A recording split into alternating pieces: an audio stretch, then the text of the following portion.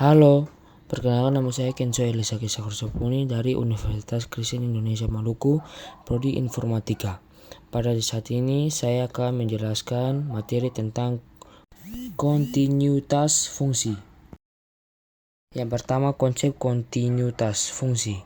Fungsi dikatakan kontinu atau berkesinambungan jika grafiknya tidak terputus. Artinya, ketika kita menggambar grafik fungsi tanpa mengangkat pena, maka fungsi tersebut kontinu. Secara sistematis, fungsi f(x) dikatakan kontinu di titik x sama dengan a jika memenuhi syarat berikut. Yang pertama, nilai f dari a terdefinisi.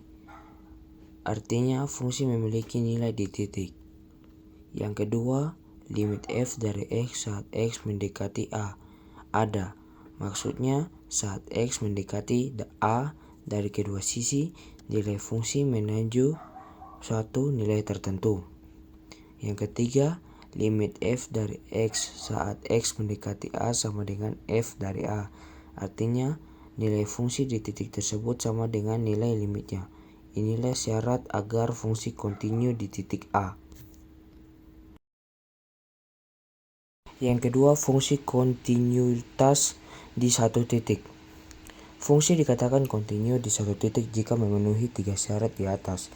Sebagai contoh, f dari x sama dengan x akar 2 atau limit x dari 2 x akar 2 sama dengan 4 sama dengan f dari 2. Yang ketiga, kontinuitas kiri dan kanan. Kadang diperlukan limit kiri dan limit kanan dari satu titik. Contohnya, limit kiri. Limit f dari x saat x mendekati a dari kiri. Kalau limit kanan ditulis sebagai berikut. Limit f dari x saat x mendekati a dari kanan. Fungsi dikatakan kontinu di titik x sama dengan a jika kedua limit tersebut sama dan nilainya sama dengan f dari a. F dari x sama dengan x kuadrat jika x kurang dari 1 dan f dari x sama dengan 2x dikurangi 1 jika x lebih besar atau sama dengan 1. Limit kiri sama dengan 1, limit kanan sama dengan 1, dan maka fungsi ini kontinu di titik 1.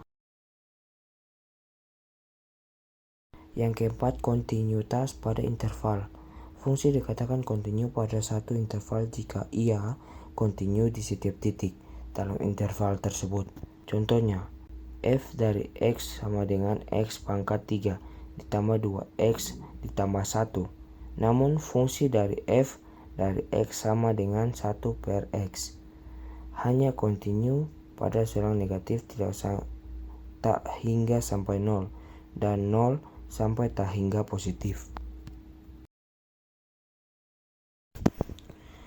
Yang terakhir, sifat-sifat fungsi kontinu.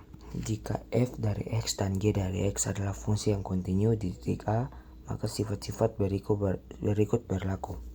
Yang pertama, f dari x ditambah g dari x kontinu di a.